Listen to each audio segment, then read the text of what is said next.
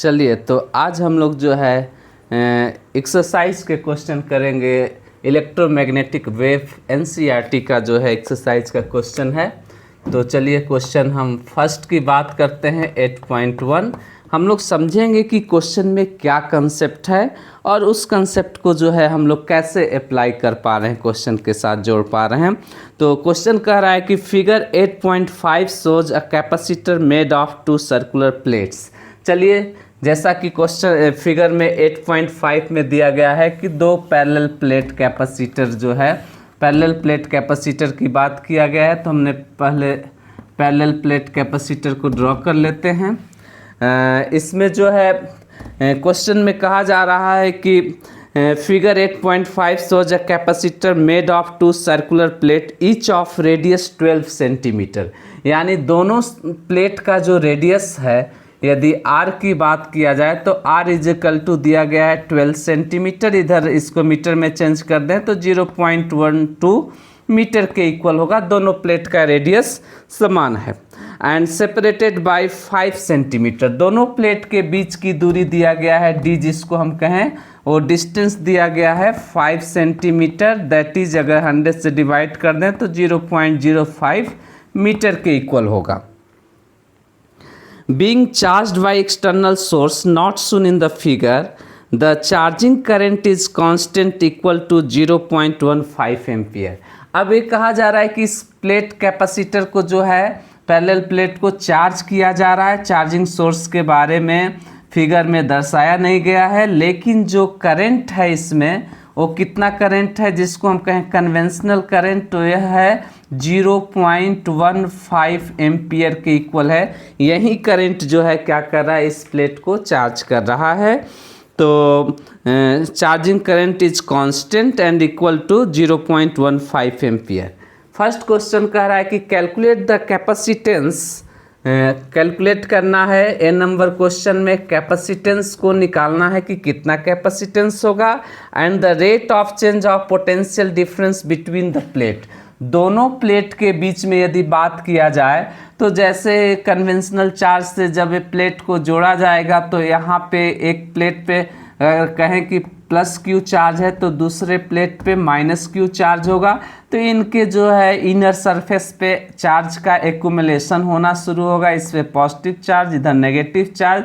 इसका मतलब इनके बीच में पोटेंशियल डिफरेंस डेवलप होगा और वह पोटेंशियल डिफरेंस जो है टाइम के साथ वेरी कर रहा है, जिसको हम कहें dV/dt। टाइम के साथ जो पोटेंशियल डिफरेंस का जो चेंज है, इसी चेंज को कैलकुलेट करना है कि dV/dt का मान कितना होगा। तो चलिए पहले इन दोनों क्वेश्चन को हम लोग निकालते हैं, फिर आगे जो है सॉल्व करेंगे।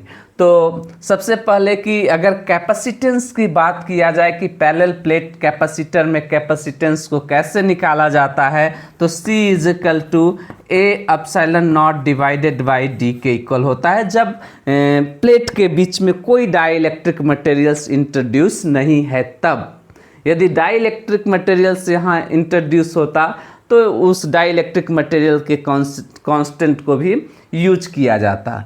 तो simply C is equal to A epsilon not divided by D।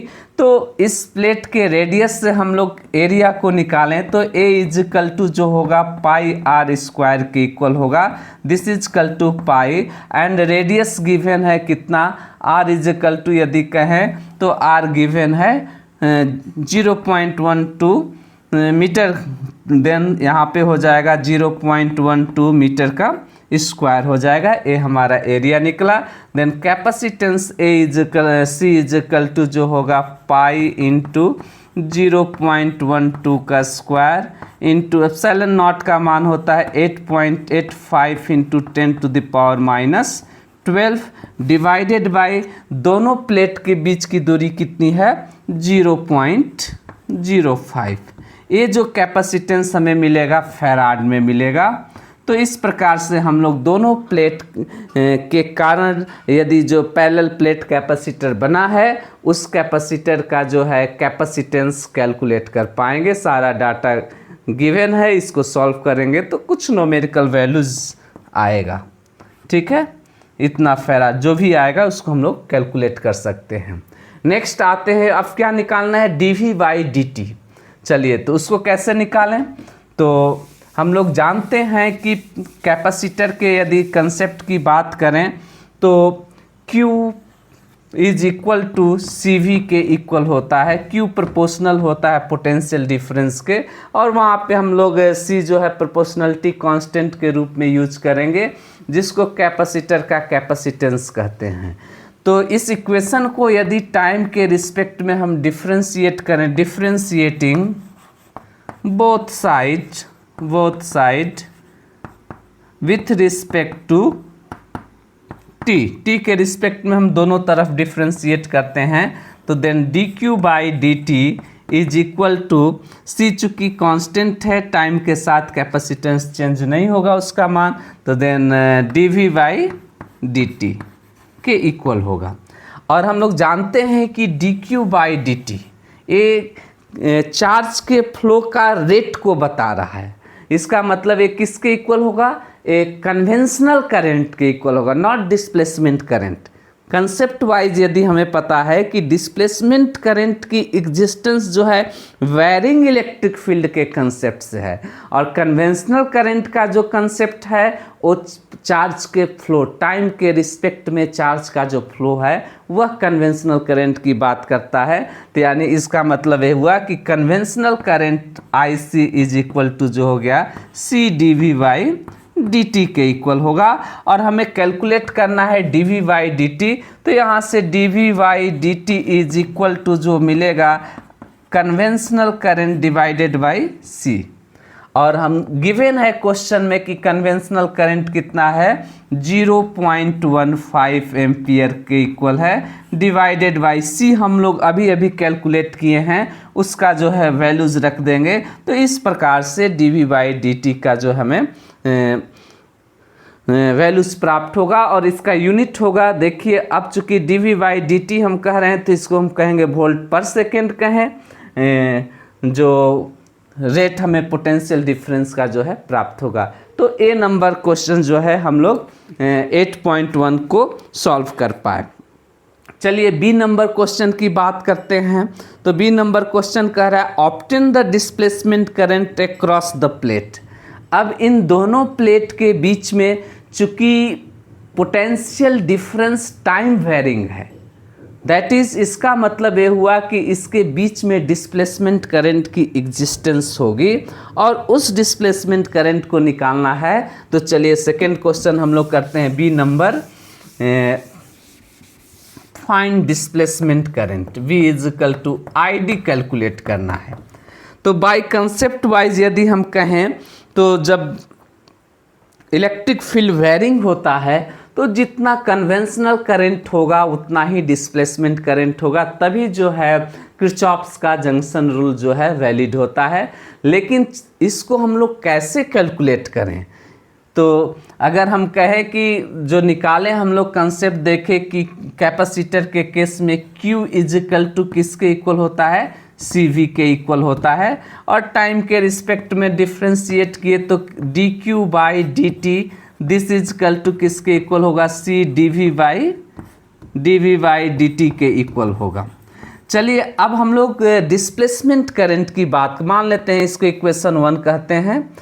इस करंट को हम पुट कर देते हैं, एक कौन सा करंट होगा, कन्वेंशनल करंट होगा। Conventional current is equal to C dv/dt के इक्वल है। चलिए हम लोग डिस्प्लेसमेंट करंट की बात करें तो डिस्प्लेसमेंट करंट ID जो होगा this is equal to epsilon not d phi e divided by dt के इक्वल होता है मैक्सवेल के अकॉर्डिंग जो है।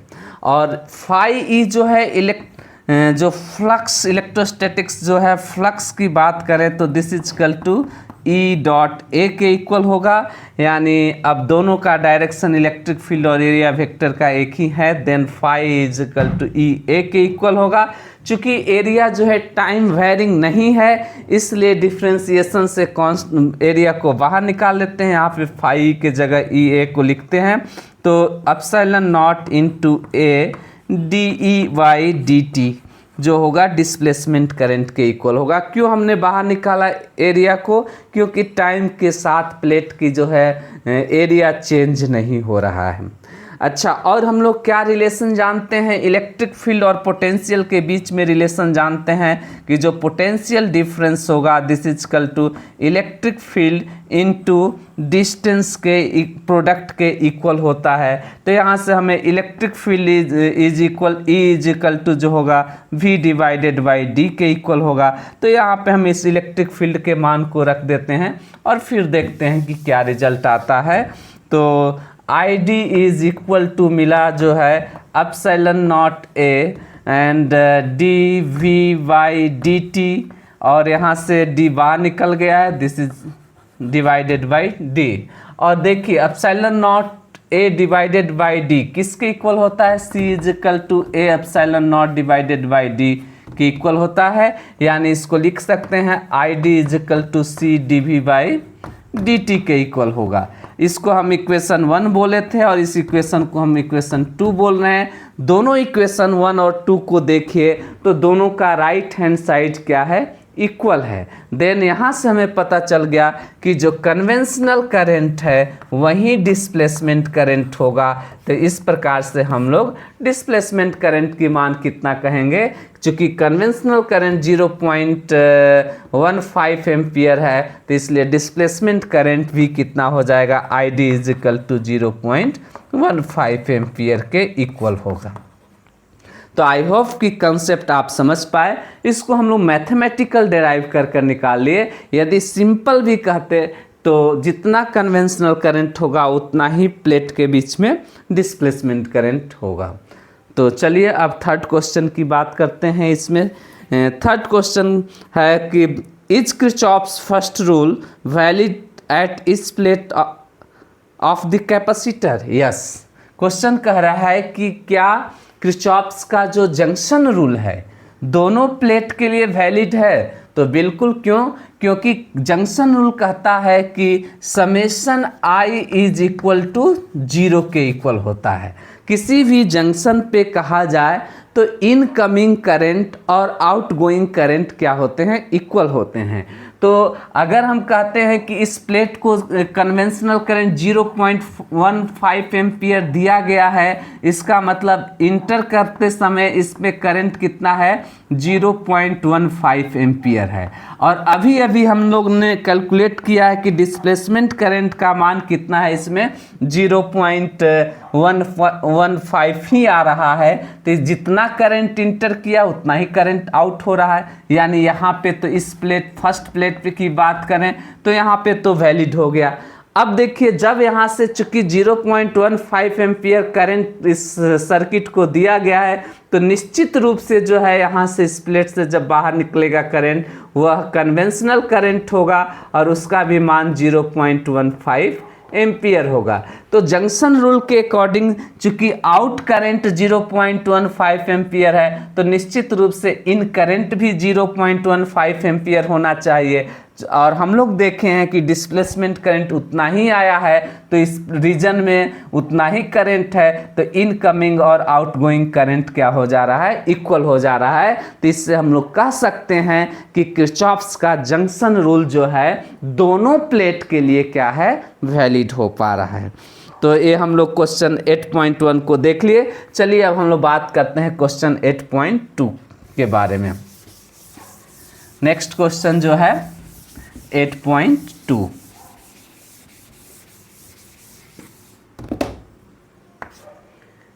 8.2 क्वेश्चन क्या कह रहा है कि a parallel plate capacitor figure 8.6। चलिए 8.6 फिगर में हम लोग देख लेते हैं। तो फिगर 8.6 पहले ड्रॉ कर लेते हैं। ये दो पैरेलल प्लेट कैपेसिटर है और इन दोनों प्लेट को एक ऑसिलेटरी सोर्स एसी सोर्स से कनेक्ट किया गया है। एक ऐसा सोर्स है, एसी सोर्स है। चलिए अब हम बात करते हैं, क्वेश्चन पे आते हैं। तो क्वेश्चन कह रहा है कि a parallel plate capacitor made of a circular plate, ये दो सर्कुलर प्लेट है, इससे बना हुआ है। Each of radius R is equal to 6 centimetre. यानी दोनों प्लेट का जो रेडियस कहा जाए आर गिवन है कितना, 6 सेंटीमीटर। दैट इज हो जाएगा, आप 100 से डिवाइड कर दीजिए तो 0.06 मीटर जो है प्लेट का रेडियस है।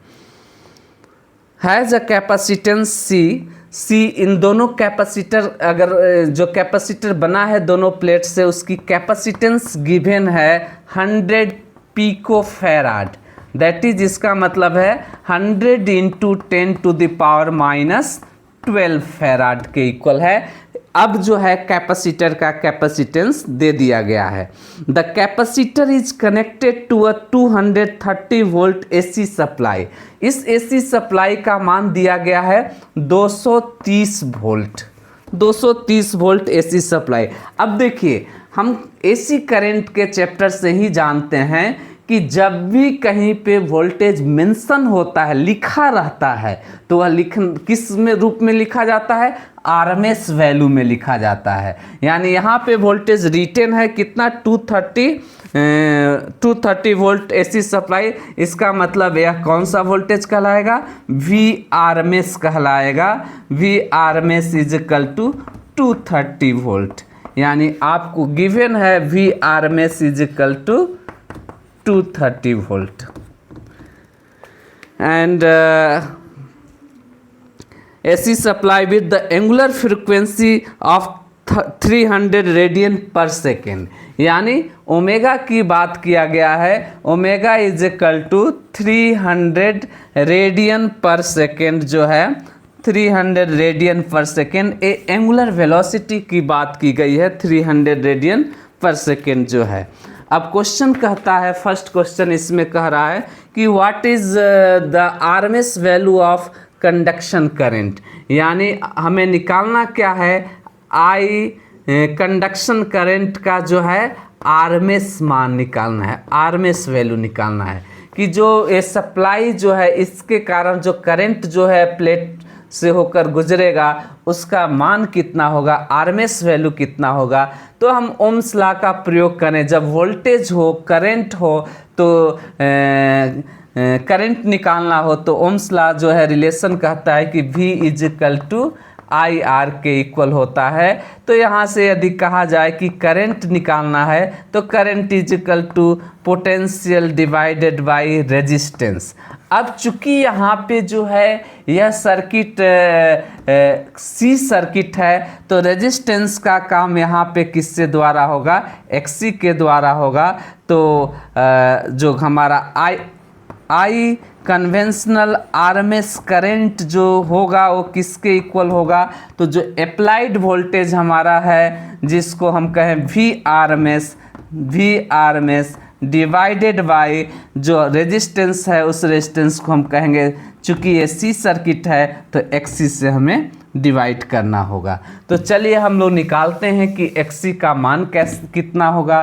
तो एक्सी निकालने का फार्मूला एक्सी बराबर 1 में ओमेगा सी के इक्वल होता है और गिवन है ओमेगा का मान जो है 300 रेडियन पर सेकेंड और कैपेसिटेंस भी गिवन है। यानी XC is equal to 1 divided by omega is equal to है आपका 300 into C is equal to 100 into 10⁻⁻12। यदि इसको सॉल्व किया जाए तो this is equal to 1 divided by 3 into 10⁻⁴ minus हो गया, यानी -8 जो है। अब इसको हम यहाँ पे रख दें तो आई आर एम एस जो हमारा मान निकलेगा, आई आर एम एस जो होगा this is equal to V R M S 230 divided by 1 में 3 इंटू 10⁻⁻8 के इक्वल। एक्सी का मान कितना है? 1 डिवाइडेड बाय 3 इंटू 10⁻⁻8। अब इसे यदि सॉल्व किया जाए तो एक ऊपर चला जाएगा, this is equal to 230 into 3 into 10⁻⁸ ampere जो है आरएमएस करंट होगा इस सर्किट में। तो आप आसानी से सिंपल सा था, सारा डाटा गिवन था और फार्मूले में पुट करना है। चलिए सेकेंड नंबर क्वेश्चन की बात करते हैं। Is the conduction current equal to the displacement current? Yes, अभी हम लोग पिछले ही कंसेप्ट में देखे थे कि जो कंडक्शन करंट है वो डिस्प्लेसमेंट करंट के इक्वल होता है। तो आंसर क्या होगा? यस, और उसका भी मान जो है यही होगा। चलिए अब थर्ड नंबर क्वेश्चन की बात करें कि कि determine the amplitude of V at a point 3 centimetre from the axis between the plates.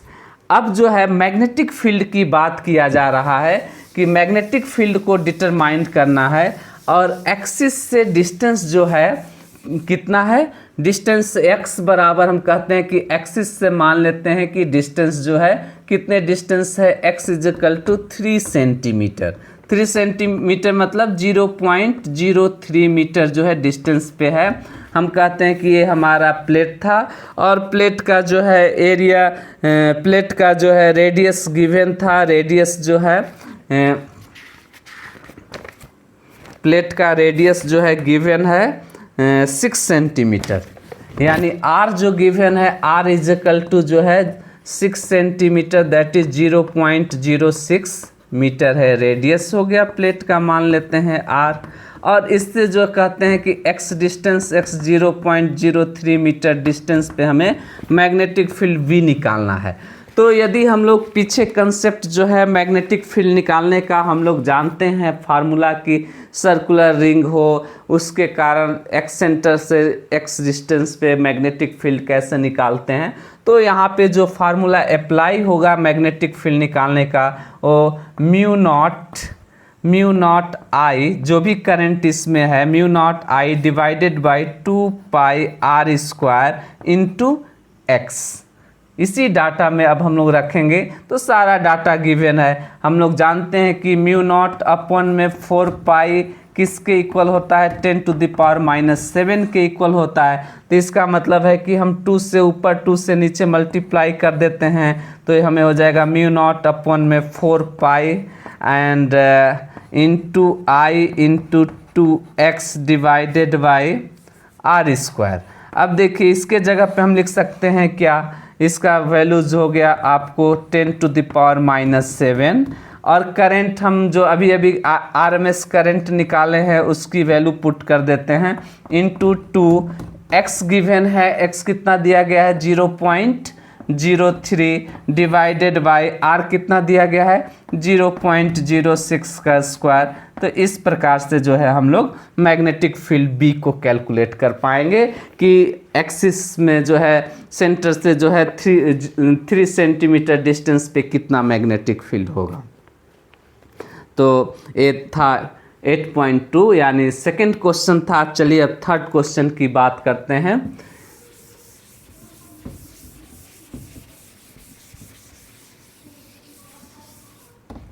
Question number 8.3 क्या कहता है, चलिए क्वेश्चन कह रहा है कि what physical quantity is the same for X rays of wavelength. X rays की wavelength दिया गया है, एक्स रेज का जो वेवलेंथ है लेमडा की बात किया गया है, lambda is equal to X rays का दिया गया 10 टू द पावर -10 मीटर।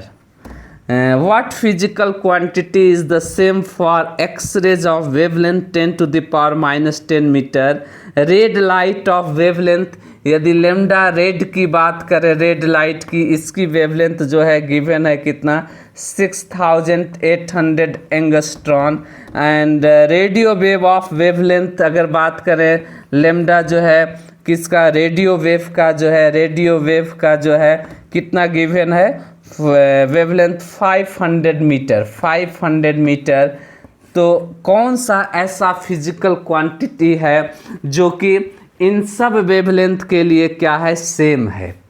तो देखिए अगर बात करें कि ये सारे वेवलेंथ क्या है, डिफरेंट हैं। अगर हम इसमें और भी बात करें, gamma rays, ultraviolet rays, infrared, yellow colour का, वायलेट कलर का, किसी भी हम वेवलेंथ, डिफरेंट वेवलेंथ की बात करें कि कौन सा ऐसा फिजिकल क्वांटिटी है जो कि वेवलेंथ से इंडिपेंडेंट है, तो हम लोग रिलेशन जानते हैं। यदि वेव को देखें तो वेवलेंथ क्या है, वन ऑसिलेशन कंप्लीट करने में वेव द्वारा जो ट्रेवल डिस्टेंस होता है उस डिस्टेंस को हम क्या कहते हैं, वेवलेंथ कहते हैं। एक साइकिल कंप्लीट करने, या कहें कि वन टाइम पीरियड में जो वेव के द्वारा चला गया जो डिस्टेंस होता है उसको हम कहते हैं वेवलेंथ कहते हैं।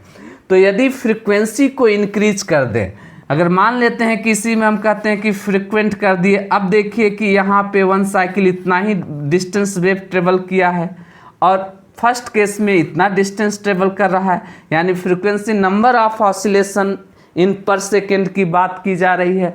तो जैसे जैसे फ्रीक्वेंसी इंक्रीज होगा वेवलेंथ का मान छोटा होता चला जाएगा। तो रिलेशन है कि frequency is inversely proportional to wavelength के, यानी वेवलेंथ बढ़ेगा तो फ्रीक्वेंसी डिक्रीज करेगा और फ्रीक्वेंसी बढ़ेगा तो वेवलेंथ घटेगा।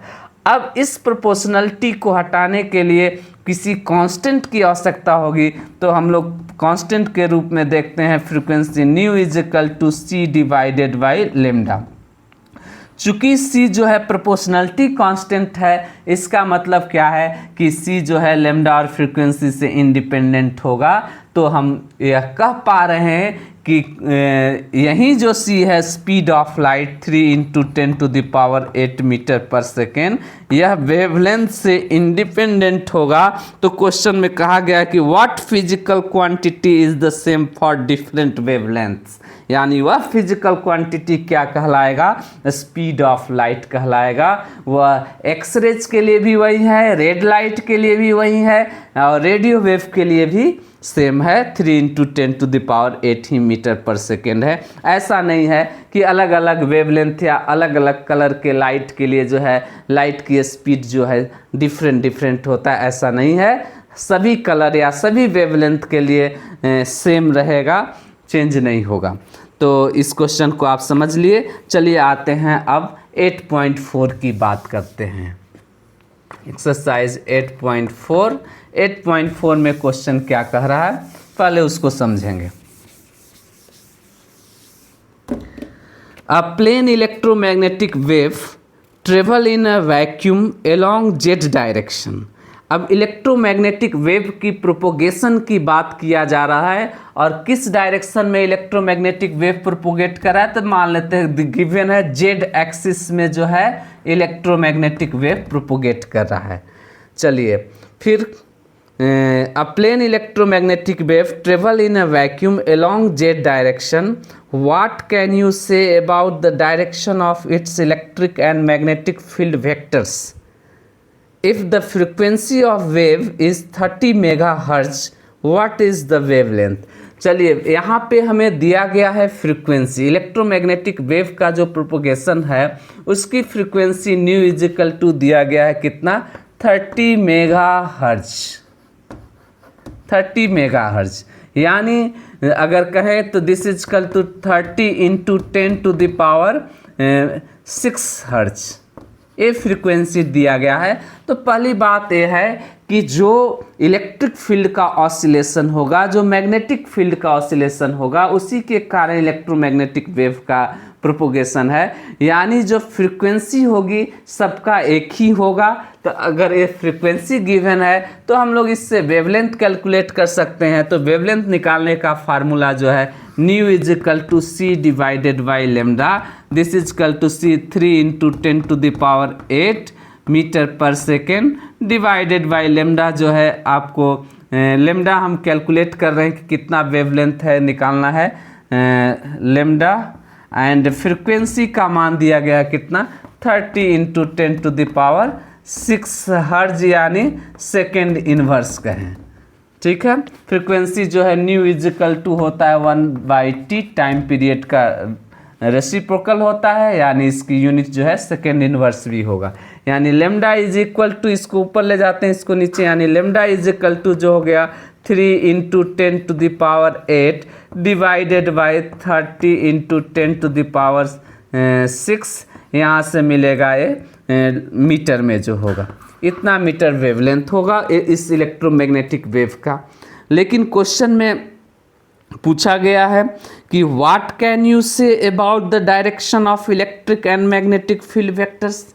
पहली बात कि हमने उस इलेक्ट्रिक मैग्नेटिक फील्ड वेक्टर या कहें इलेक्ट्रोमैग्नेटिक वेव का जो वेवलेंथ को कैलकुलेट किए हैं, लेकिन डायरेक्शन की बात किया जाएगा तो डायरेक्शन जब भी हम बात करते हैं इलेक्ट्रोमैग्नेटिक वेव का तो पॉइंटिंग वेक्टर को ध्यान में रखते हैं कि S vector is equal to 1 divided by mu naught electric field cross magnetic field. ये जो है इलेक्ट्रोमैग्नेटिक वेव के प्रोपोगेशन का डायरेक्शन होगा।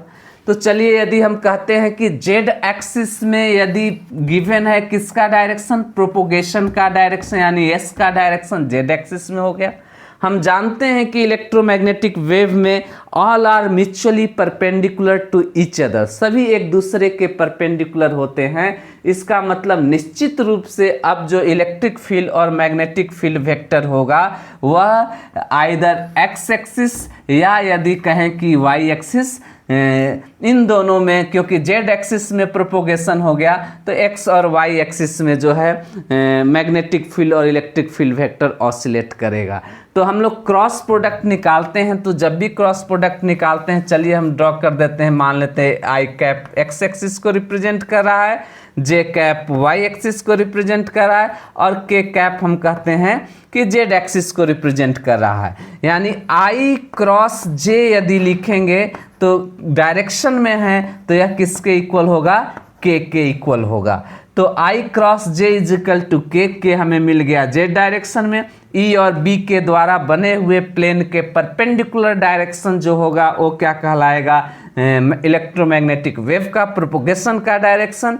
तो ये गिवन है कि जेड एक्सिस में है, तो निश्चित रूप से यहाँ पे देखिए कि ई क्रॉस बी में हम देख रहे हैं तो ए रिप्रेजेंट करेगा इलेक्ट्रिक फील्ड को और ए रिप्रेजेंट करेगा मैग्नेटिक फील्ड को। इसका मतलब आई कैप है, यानी इलेक्ट्रिक फील्ड किस में होगा, एक्स एक्सिस में होगा, एंड मैग्नेटिक फील्ड किस में होगा, वाई एक्सिस में होगा।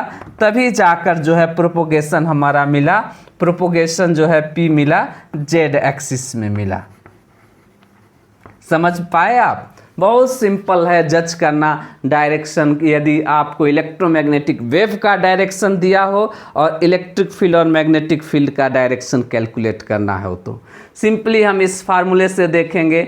जो ई क्रॉस बी का जो डायरेक्शन होगा वह इलेक्ट्रोमैग्नेटिक वेव के प्रोपोगेशन के डायरेक्शन को बताएगा।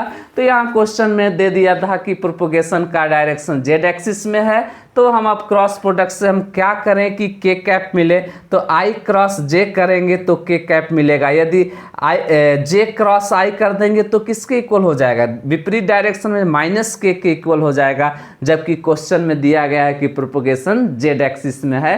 तो इसका मतलब हमें आई क्रॉस जे लेना पड़ेगा। और जब आई क्रॉस जे लिए तो यहाँ पे देखिए ई क्रॉस बी, तो इससे देखें तो आई जो है इलेक्ट्रिक फील्ड को रिप्रेजेंट करेगा, जो जे जो है वो मैग्नेटिक फील्ड को रिप्रेजेंट करेगा।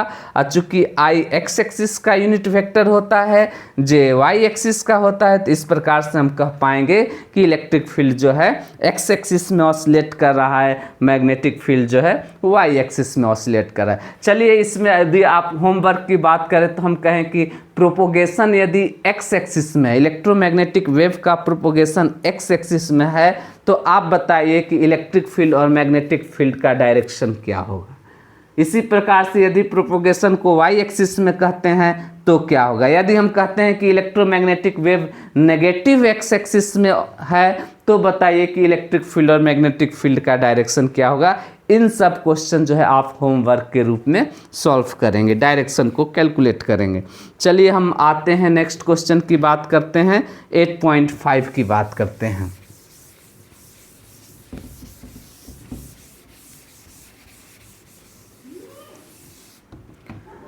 क्वेश्चन 8.5 जो है गिवन है, देखिए क्या गिवन है इसमें। A radio can tune in to any station in the 7.5 megahertz to 12 megahertz band की बात किया जा रहा है तो चेंज इन फ्रीक्वेंसी की बात होती है। चेंज इन फ्रीक्वेंसी जो है तो यानी डिफरेंट फ्रीक्वेंसी गिवन है। तो अगर कहें कि न्यू वन फ्रीक्वेंसी की वैल्यूज गिवन है 7.5 मेगाहर्ट्ज, दैट इज, इसका मतलब ये हुआ 7.5 into 10 to the power 6 hertz के इक्वल है। एंड सेकेंड फ्रीक्वेंसी गिवन है जिसको हम न्यू 2 कहते हैं, तो न्यू 2 इज इक्वल टू जो है 12 मेगा हर्ट्ज के इक्वल है। And this is equal to 12 into 10 to the power 6 hertz. ये फ्रीक्वेंसी आपको गिवन है। What is the corresponding wavelength, यानी आपको वेवलेंथ निकालना है इन दोनों फ्रीक्वेंसी के अकॉर्डिंग। तो फिर वेवलेंथ का रिलेशन है फ्रीक्वेंसी के साथ nu is equal to C divided by lambda. यदि हम कहें कि लेमडा 1 इज इक्वल टू किसके होगा, equal to C divided by nu 1 के इक्वल होगा 3 इंटू 10⁸ एंड फ्रीक्वेंसी गिवन है 7.5 इंटू 10⁻6। यहाँ से इतना मीटर जो है हमें लेमडा 1 का मान प्राप्त हुआ। और सिमिलरली यदि लेमडा 2 कहें तो C divided by nu 2 and this is equal to 3 into 10⁸ divided by 12 into 10⁻6 metre. ये जो है लेमडा 2 के इक्वल होगा। तो आप समझ पाए, क्वेश्चन नंबर 8.5 है। चलिए अब क्वेश्चन नंबर 8.6 की बात करते हैं।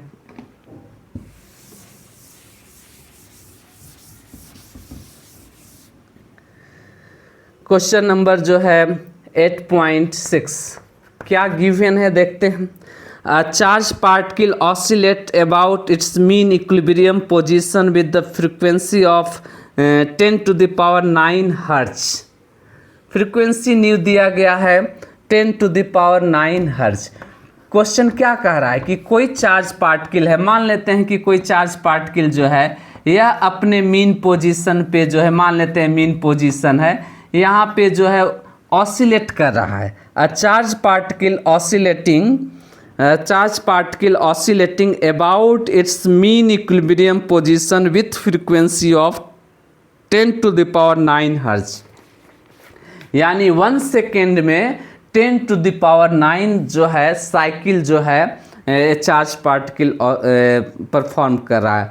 What is the frequency of the electromagnetic wave produced by the oscillator. तो हम लोग जानते हैं कि जो इलेक्ट्रोमैग्नेटिक वेव जो प्रोड्यूस होता है due to oscillation of charge, तो जिस फ्रीक्वेंसी से इलेक्ट्रिक फील्ड ऑसिलेट करेगा, जिस फ्रीक्वेंसी से मैग्नेटिक फील्ड ऑसिलेट करेगा, वही फ्रीक्वेंसी जो है इलेक्ट्रोमैग्नेटिक वेव का होगा। यानी कि जिस फ्रीक्वेंसी से चार्ज पार्टिकल ऑसिलेट कर रहा है वही फ्रीक्वेंसी इलेक्ट्रोमैग्नेटिक वेव का भी होगा। तो इसलिए जो है इलेक्ट्रोमैग्नेटिक वेव का भी फ्रीक्वेंसी कितना हो जाएगा, अगर कहें इलेक्ट्रोमैग्नेटिक वेव की जो फ्रीक्वेंसी है वो किसके इक्वल होगा, 10⁹ हर्ट्ज के ही इक्वल होगा। तो इसको भी आप समझ गए। चलिए हम लोग बात करते हैं 8.7 की बात करते हैं। एक्सरसाइज जो है 8.7 क्या कह रहा है कि the amplitude of the magnetic field part of the harmonic electromagnetic wave in a vacuum is B0 is equal to V0 given है V0 is equal to 510 nano Tesla. इसका मतलब है कि ये किसके इक्वल है, 510 इंटू 10⁻⁻9 टेस्ला के equal है। ये मैग्नीट्यूड दिया गया है किसका, एम्पलीट्यूड कहें तो मैग्नेटिक फील्ड जो है ऑसिलेटरी है उसके एम्पलीट्यूड का मान है। तो B0 is equal to 510 into 10⁻⁹ tesla का है, इक्वल है। What is the amplitude of electric field part of the wave. यानी हमें ऑसिलेटरी इलेक्ट्रिक फील्ड है इसका एम्पलीट्यूड आपको कैलकुलेट करना है। जब भी हम ऑसिलेटरी वेव की बात करते हैं जो पिक मान होता है, पिक वैल्यू, इसी को हम क्या कहते हैं, एम्पलीट्यूड कहेंगे। यदि ये इलेक्ट्रिक फील्ड है ई से डिनोट किए हैं तो ए क्या कहलाएगा, E0। यदि बी से डिनोट करेंगे तो क्या कहलाएगा, B0। एम्पलीट्यूड मैक्सिमम वैल्यू जो होगा उसकी बात किया जा रहा है। तो हम लोग जानते हैं रिलेशन, कैसे रिलेशन कि किसका, अगर हम कहें कि इलेक्ट्रिक फील्ड का मैग्नीट्यूड जो होता है मैग्नेटिक फील्ड से ग्रेटर होगा, इस कंसेप्ट को ध्यान में रखेंगे तो हम लोग एक रिलेशन जो मैक्सवेल के द्वारा दिया गया है तो उसको आसानी से याद कर सकते हैं। तो चूंकि इलेक्ट्रिक फील्ड का मैग्नीट्यूड किससे ज़्यादा है, मैग्नेटिक फील्ड के मैग्नीट्यूड से, तो निश्चित रूप से यदि बराबर करना है तो इसको क्या करना पड़ेगा, डिवाइड करना पड़ेगा। और किससे डिवाइड करेंगे, तो तो स्पीड ऑफ लाइट से डिवाइड करेंगे, यानी E naught divided by C is equal to B naught के इक्वल होगा। और हमें कैलकुलेट करना है ई नॉट, तो यहाँ से इस फार्मूले से पता चला कि E naught is equal to C into B naught के इक्वल होता है। हम हमेशा ध्यान रखेंगे कि इलेक्ट्रिक फील्ड का मैग्नीट्यूड जो होगा वो मैग्नेटिक फील्ड से ग्रेटर है, तो बराबर करना है तो स्पीड ऑफ लाइट से हमें क्या करना पड़ेगा, इलेक्ट्रिक फील्ड के मैग्नीट्यूड को डिवाइड करना पड़ेगा। तो चलिए अब यहाँ सारा डाटा गिवन है। चलिए स्पीड ऑफ लाइट की बात करें तो 3 × 10⁸ metre per second, and B not की वैल्यूज़ दिया गया 510 × 10⁻⁻9 टेस्ला। इस प्रकार से हमें इलेक्ट्रिक फील्ड भी कैलकुलेट होकर आ जाएगा इस डाटा को जब हम सॉल्व करेंगे। तो चलिए नेक्स्ट क्वेश्चन की बात करते हैं। 8.8 की बात करें।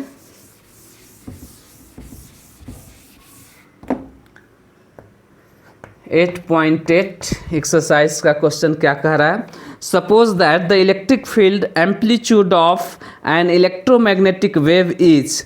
अब इलेक्ट्रोमैग्नेटिक वेव में जो इलेक्ट्रिक फील्ड का एम्पलीट्यूड गिवन है कितना, 120 न्यूटन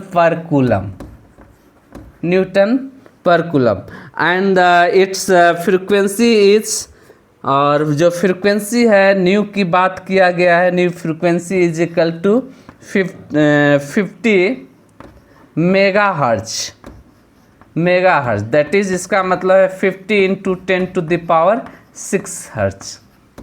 ये डाटा गिवन है। डिटरमाइन द, कैलकुलेट क्या करना है, ए नंबर जो है डिटरमाइन करना है आपको बी नॉट मैग्नेटिक फील्ड के एम्पलीट्यूड को, एंगुलर वेलोसिटी कैलकुलेट करना है, या एंगुलर फ्रीक्वेंसी का एंगुलर फ्रीक्वेंसी कैलकुलेट करना है, वेव नंबर को कैलकुलेट करना है, एंड वेवलेंथ को कैलकुलेट करना है। इन सब चीज़ों को कैलकुलेट करना है। चलिए ये जो है हम लोग फार्मूले पे रखते हैं और इसका मान निकालते हैं। तो हमें फ्रीक्वेंसी गिवन है और एम्पलीट्यूड दिया गया है इलेक्ट्रिक फील्ड का, तो फिर से हम वही फार्मूला का यूज करें। इलेक्ट्रिक फील्ड के एम्पलीट्यूड चूँकि ग्रेटर है तो स्पीड ऑफ लाइट से डिवाइड कर देंगे तो हमें क्या दे देगा, मैग्नीट्यूड ऑफ मैग्नेटिक फील्ड, जिसको कैलकुलेट करना है तो 120 डिवाइडेड बाई 3 × 10⁸ यहाँ से हमें मिला क्या, बी नॉट का वैल्यूज़ मिला इतना टेस्ला जो है। तो एक तो हम कैलकुलेट कर पाए। अब बात करते हैं ओमेगा को। ओमेगा को कैसे कैलकुलेट करेंगे, तो हम लोग जानते हैं ओमेगा इज इक्वल टू जो होता है 2 पाई न्यू के इक्वल होता है, और चूंकि यहाँ पे न्यू फ्रीक्वेंसी गिवन है इसलिए omega is equal to 2 × 3.14 into frequency जो है 50 × 10⁻6। ये हमें जो है इतना रेडियन पर सेकेंड जो है हमारा एंगुलर फ्रीक्वेंसी कैलकुलेट हो जाएगा। अब हम बात करते हैं वेव नंबर को कैसे निकालें, तो वेव नंबर के इज इक्वल टू जो होता है 2 पाई डिवाइडेड बाई लेमडा के इक्वल होता है। तो सबसे पहले हम लोग लेमडा को कैलकुलेट कर लें। तो रिलेशन हम जानते हैं कि न्यू इज इक्वल टू जो होता है सी डिवाइडेड बाई लेमडा के इक्वल होता है।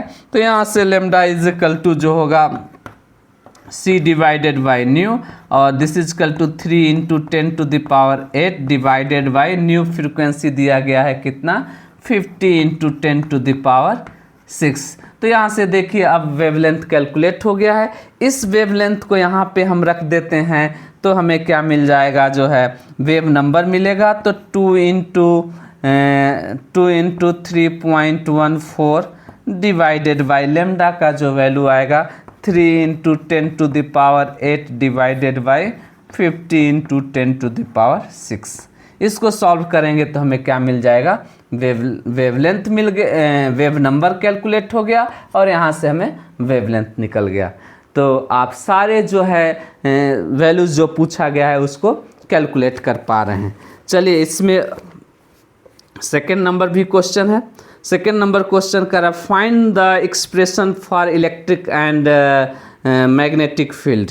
दोनों के एक्सप्रेशन को आपको लिखना है। तो जब भी हम एक्सप्रेशन को लिखेंगे तो वेव का इक्वेशन लिखना पड़ेगा। वेव का इक्वेशन कैसे लिखेंगे, तो इलेक्ट्रोमैग्नेटिक वेव क्वेश्चन में क्या कहा गया है कि suppose that electric field amplitude of an electromagnetic wave is E not and frequency this, यानी कहीं इलेक्ट्रोमैग्नेटिक वेव के डायरेक्शन का जिक्र नहीं है तो हम किसी को भी चूज कर सकते हैं। मान लेते हैं, चलिए हम कहते हैं कि इलेक्ट्रोमैग्नेटिक वेव का प्रोपोगेशन का जो डायरेक्शन है हम कंसीडर कर लेते हैं कि जेड एक्सिस में है। जब जेड एक्सिस में इलेक्ट्रोमैग्नेटिक वेव है तो इसका मतलब निश्चित रूप से इलेक्ट्रिक फील्ड जो होगा वह एक्स एक्सिस में होगा एंड जो मैग्नेटिक फील्ड होगा वह भी किस में होगा, वाई एक्सिस में होगा। लेकिन जब इक्वेशन लिखेंगे तो प्रोपोगेशन किधर है, जेड एक्सिस में है, तो इलेक्ट्रिक फील्ड का इक्वेशन लिखे तो E is equal to E naught sine, चूंकि प्रोपोगेशन किस में है, जेड एक्सिस में है, तो साइन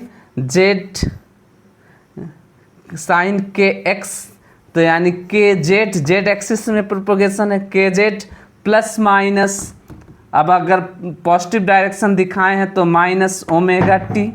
सिमिलरली यदि मैग्नेटिक फील्ड की बात करें तो B is equal to B naught sine K Z, क्योंकि प्रोपोगेशन किस में है, जेड एक्सिस में है, के जेड माइनस ओमेगा टी। यही अगर हम प्रोपोगेशन को एक्स एक्सिस में बताते तो यहाँ पे क्या लिखते, के एक्स माइनस ओमेगा टी, यानी के एक्स माइनस ओमेगा टी यहाँ पे भी लिखते। अब डाटा की बात करें तो सब कुछ गिवन है, निकाला गया है। ई नॉट का मान कितना है 120, तो यहाँ पे रख देंगे E is equal to 120 sine, K का मान हमने अभी कैलकुलेट किया था उसको रख देंगे, जेड माइनस ओमेगा भी कैलकुलेट किया गया था उसको रख देंगे इनटू टी। इस प्रकार से जो है ये इलेक्ट्रिक फील्ड का हमें निकलेगा, और ये इलेक्ट्रिक फील्ड किस में है, एक्स में है, मैग्नेटिक फील्ड किस में है, वाई में है। सिमिलरली हम मैग्नेटिक फील्ड को भी लिख सकते हैं, B Y is equal to magnetic field का एम्पलीट्यूड हम लोग निकाले थे उसको रख दें साइन, एंड जो वेव नंबर कैलकुलेट किया गया दिस जेड माइनस ओमेगा भी कैलकुलेट था इनटू टी। तो इस प्रकार से हम लोग इक्वेशन को लिख सकते हैं। चलिए एक्सरसाइज 8.9 की बात करते हैं, फिर इसके बाद अंतिम क्वेश्चन होगा। तो एक्सरसाइज 8.9 क्या कह रहा है, 8.9 क्वेश्चन को देखते हैं। The terminology of different parts of the electromagnetic spectrum is given in the text, use the formula E is equal to H nu, E is equal to H nu energy निकालने का ये formula है quantum level पे, for energy of quantum of radiation photon and obtain the photon's energy in unit of electron volt for different parts of the electromagnetic spectrum. In what way are the different scale of photon energy that you obtain the related to the source of electromagnetic radiation? चलिए अगर हम लोग देखते हैं, दो बातें कहा गया है। एनर्जी जो है E is equal to H nu energy जो है हम लोग डिफरेंट, अगर हम इलेक्ट्रोमैग्नेटिक वेव की बात करें, इलेक्ट्रोमैग्नेटिक वेव, तो इलेक्ट्रोमैग्नेटिक वेव की स्पेक्ट्रम को हम लोग देखे थे। यदि हम कहें कि ये विजिबल रीजन है, विजिबल रीजन, और इस रीजन की जो फ्रीक्वेंसी है nu is equal to 10⁻14 hertz की फ्रीक्वेंसी है। तो हाई फ्रीक्वेंसी की बात करते हैं तो इसके बाद आपको आएगा यूवी रेज, अल्ट्रावायलेट रेज, इसकी फ्रीक्वेंसी की बात करें ये आपको विजिबल की फ्रीक्वेंसी है। अल्ट्रावायलेट की फ्रीक्वेंसी की बात करेंगे तो इससे भी ज़्यादा होगा, अगर हम कहते हैं 10⁻16 हर्ज या 18 हर्ज। इसके बाद आएगा एक्सरेज की फ्रीक्वेंसी की बात करें तो इससे भी ज़्यादा होगा 10⁻18 हर्ज। एंड फिर कहते हैं कि गामा रेज, अगला फ्रीक्वेंसी का रेज जो है वो गामा रेज सबसे हाई एनर्जेटिक रेज कहते हैं। इसकी फ्रीक्वेंसी जो है गामा रेज की जो फ्रीक्वेंसी है, गामा रेज की फ्रीक्वेंसी 10⁻ लगभग 22 हर्ट्ज के आसपास है। सिमिलरली यदि इंफ्रारेड की बात करेंगे तो इंफ्रारेड का जो होगा फ्रीक्वेंसी यदि हम कहें तो इससे कम होगा, 10 टू द पावर मान लेते हैं 12 हर्ट्ज के इक्वल है। फिर आएंगे माइक्रोवेव, उसकी फ्रीक्वेंसी और कम हो जाएगी, 10 टू द पावर 10 हर्ट्ज की बात करें। और इसके बाद हम रेडियो वेव कहते हैं, इसकी फ्रीक्वेंसी को मान लेते हैं 10 के पावर 3 हर्ट्ज या इस तरह की जो है फ्रीक्वेंसी है। तो ये कुछ फ्रीक्वेंसी का जो इलेक्ट्रोमैग्नेटिक वेव के स्पेक्ट्रम में हम लोग देखे थे। तो हम लोग जो है फ्रीक्वेंसी और वेवलेंथ के टर्म पे डिफरेंट एनर्जी लेवल की हम लोग फोटॉन्स की बात करेंगे। तो अगर कहा जाए तो सबकी फ्रीक्वेंसी डिफरेंट है, तो एनर्जी जो हमें क्या होगा, डिफरेंट मिलेगा। E is equal to Planck constant H जो होता है, प्लैंक कांस्टेंट होता है, इसका मान 6.6 into 10 to the power minus 34 joule second होता है। और यहाँ से यदि हम कहें कि यदि गामा रेज की हम निकालना चाहते हैं एनर्जी, तो E gamma rays is equal to जो होगा this is equal to 6.6 into 10 to the power minus 34 into frequency जो है 10 टू द पावर 22। इसको सॉल्व करेंगे तो गामा रेज की फ्रिक्वेंसी हमें उसकी एनर्जी मिलेगा, और यह एनर्जी जो होगा किस में होगा, जूल में होगा। तो यहाँ पे दो बातें कही गई है कि अगर डिफरेंट जो है फ्रीक्वेंसी का जो है आपका स्पेक्ट्रम है, तो उससे जो एनर्जी मिलेगा इस फार्मूले से देखेंगे तो डिफरेंट मिलेगा। यदि वेवलेंथ से हम इसको कैलकुलेट करना चाहें तो जो हमारा formula E is equal to जो हो जाएगा hc डिवाइडेड बाई लेमडा। हर लाइट का अगर हम कहें कि गामा रेज की फ्रीक्वेंसी ज़्यादा है तो रेडियो वेव की वेवलेंथ ज़्यादा होगा, तो इस फार्मूले से कैलकुलेट कर सकते हैं। लेकिन जो भी ये रिजल्ट मिलेगा वो किस में होगा, सारे अलग अलग रेज के लिए जूल में हमें रिजल्ट है। अब यहाँ पे बात किया गया है कि वेवलेंथ एनर्जी जो है इलेक्ट्रॉन वोल्ट एनर्जी की बात की गई है। दूसरी यूनिट किसकी बात की जा रही है, इलेक्ट्रॉन वोल्ट की एनर्जी, इलेक्ट्रॉन वोल्ट। तो हम कैसे चेंज करें, हमें पता है 1 इलेक्ट्रॉन वोल्ट यदि हम कहें तो this is equal to 1.6 into 10 to the power minus 19 joule के इक्वल होता है। 1 electron volt is equal to 1.6 into 10 to the power minus 19 joule के इक्वल होगा। तो यहाँ से यदि हम कहें कि 1 जूल इज इक्वल टू कितने electron volt, 1 divided by 1.6 into 10 to the power minus 19 electron volt के इक्वल होगा। चूँकि 1.6 into 10 to the power minus 19 joule कितने, 1 इलेक्ट्रॉन वोल्ट के इक्वल है, इसलिए 1 जूल इज इक्वल टू कितने के इक्वल होगा, 1 divided by 1.6 into 10 to the power minus 19 electron volt के इक्वल होगा। तो जो भी हमने आंकड़ा निकाला था जूल में, उसको हम डिवाइड कर दें 1.6 into 10 to the power minus 19 से, तो सारा रिजल्ट हमें इलेक्ट्रॉन वोल्ट में कन्वर्ट हो जाएगा। तो यानी E इज इक्वल टू कहें एच न्यू है, जिसे हमें इलेक्ट्रॉन वोल्ट में चाहिए, तो H nu divided by 1.6 into 10 to the power minus 19। अब ये रिजल्ट हमें किस में मिलेगा, एनर्जी जो है इलेक्ट्रॉन वोल्ट में मिलेगा। या हम कहें कि E is equal to H C by lambda कहें तो ये जूल में है, अगर इलेक्ट्रॉन वोल्ट में हमें चाहिए तो H C by lambda into 1.6 into 10 to the power minus 19 से डिवाइड कर देते हैं इस मान को, तब ये किस में मिलेगा, इलेक्ट्रॉन वोल्ट में एनर्जी मिलेगी। तो हम इन सारे जो डिफरेंट वैल्यूज़ है फ्रीक्वेंसी का तो कैलकुलेट करेंगे, तो देखेंगे कि एनर्जी जो है आपको गामा रेज वगैरह में मेगा इलेक्ट्रॉन वोल्ट की एनर्जी प्राप्त होगी, और रेडियो वेव में हम देखेंगे कि एनर्जी जो है कम होगा। तो आप सारे डाटा को पुट कर एक एक कर आप जूल में और इलेक्ट्रॉन वोल्ट में एनर्जी को कैलकुलेट कर सकते हैं। तो आई होप कि इसको आप समझ पाए हैं। चलिए अंतिम क्वेश्चन की बात करते हैं इस एक्सरसाइज का, जो है 8.10।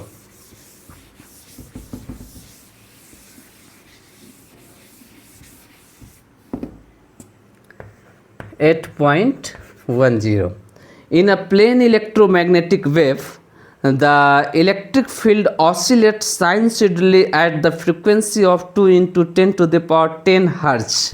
यानी फ्रीक्वेंसी दिया गया है इलेक्ट्रिक फील्ड का जो है electromagnetic wave the electric field oscillate, यानी इलेक्ट्रिक फील्ड की जो फ्रीक्वेंसी दिया गया है 2 × 10⁻10 हर्ज। आपको बता दें कि जो इलेक्ट्रिक फील्ड की फ्रीक्वेंसी होगा वहीं इलेक्ट्रोमैग्नेटिक वेव का भी होगा, वहीं मैग्नेटिक फील्ड का भी होगा।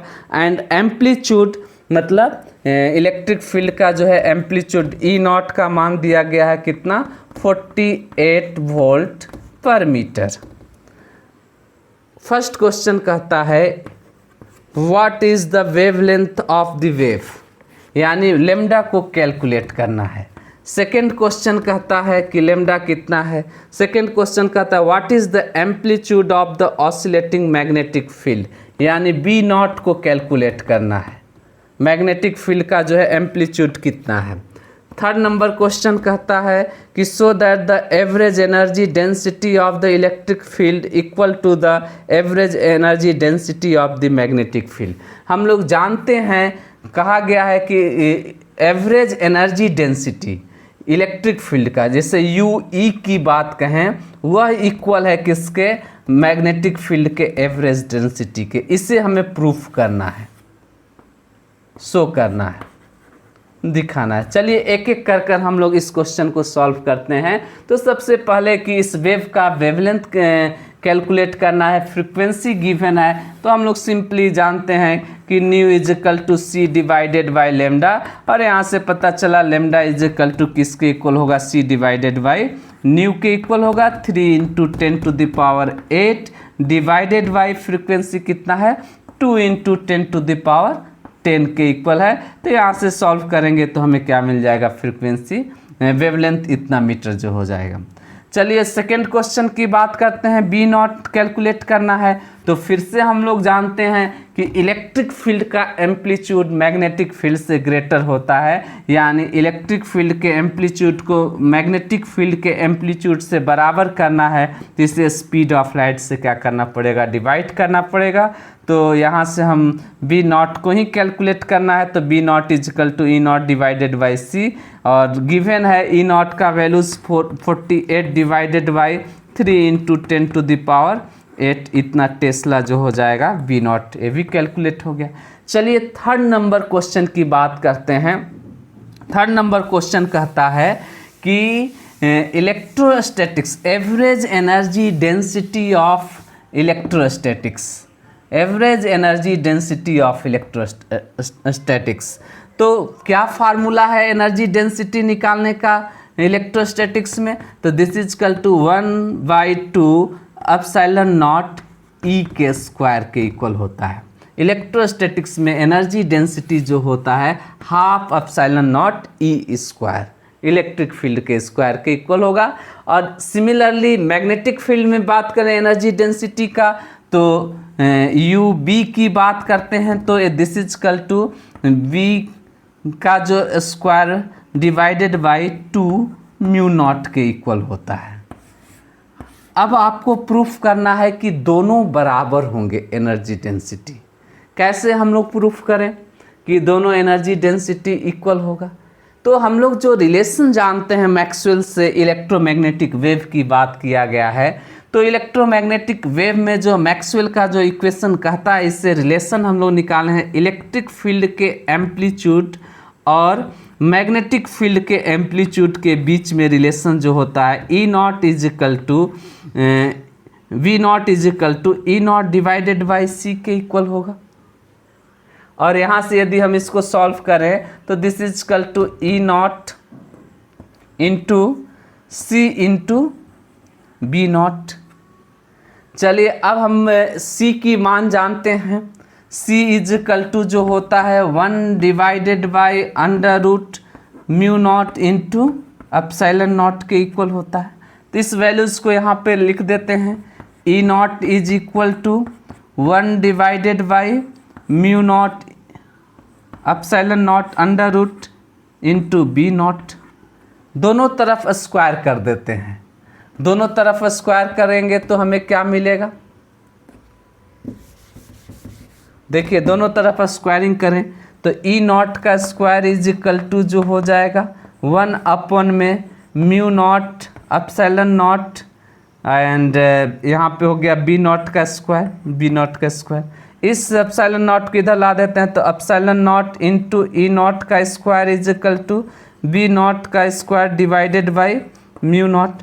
1/2 से दोनों तरफ मल्टीप्लाई कर देते हैं तो this is equal to 1/2 epsilon naught E naught का square is equal to B naught का square divided by 2 mu not. अब देखिए यहाँ से ये किसके इक्वल है, 1/एप्सिलॉन नॉट ई नॉट का स्क्वायर किसके इक्वल है, यू ई के इक्वल है, यानी U E is equal to B naught का square divided by 2 mu naught किसके इक्वल है, यू बी के इक्वल है। यानी हम लोग प्रूफ कर पा रहे हैं कि जो एवरेज एनर्जी डेंसिटी जो है इलेक्ट्रिक फील्ड के कारण और मैग्नेटिक फील्ड के कारण दोनों है इक्वल है इलेक्ट्रोमैग्नेटिक वेव में। तो इस प्रकार से आप जो है क्वेश्चन नंबर 8.10 भी समझ लिए हैं। तो आई होप कि ये जो एक्सरसाइज में जो 10 क्वेश्चन थे इलेक्ट्रोमैग्नेटिक वेव का एनसीईआरटी में, इसको आप बेहतर तरीके से समझते हुए इसे तैयार करेंगे। यदि कोई न्यूमेरिकल में आपको प्रॉब्लम है तो आप ज़रूर कमेंट बॉक्स में लिखिएगा, उसको हम सॉल्व करेंगे। Thank you.